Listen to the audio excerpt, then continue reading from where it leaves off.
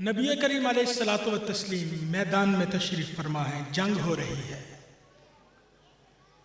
غالباً حضرت ابو عبیدہ بن جراح رضی اللہ تعالیٰ عنہ جسم پر زخم آ گئے، بازو کٹ گئے، نڈال ہو کے نیچے گر گئے، زمین پر گر گئے۔ زمین پر گرے، ادھر ادھر دیکھنا شروع کر دیا، جان نکل رہی ہے، کسے تلاش کر رہے ہیں؟ مجھے میرا مقصود نظر آ جائے، مجھے میرے محبوب نظر آ جائے۔ اچانک انہیں جنگ کے میدان میں اللہ کے نبی نظر آ گئے، بازو تو کٹے ہوئے، ٹانگیں زخمی ہیں، چل نہیں سکتے، زمین پہ کونیوں کے بل، سینے کے بل آگے گھسٹنا شروع کر دیا۔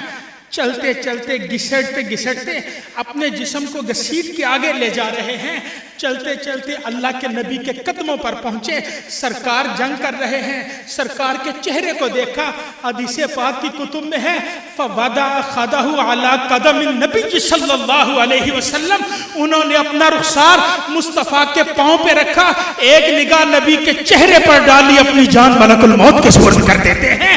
گویا زبان حال سے کہہ رہے ہیں آقا معراج کی رات ہوگی، آپ تو رب کی بارگاہ میں جائیں گے، اللہ کا دیدار کریں گے، آپ کی معراج وہاں پہ ہوگی، میں آپ کا غلام ہوں، آپ کے قدموں پہ سر رکھ رہا ہوں، اور میری زندگی کی یہ معراج نظر آتی چلی جا رہی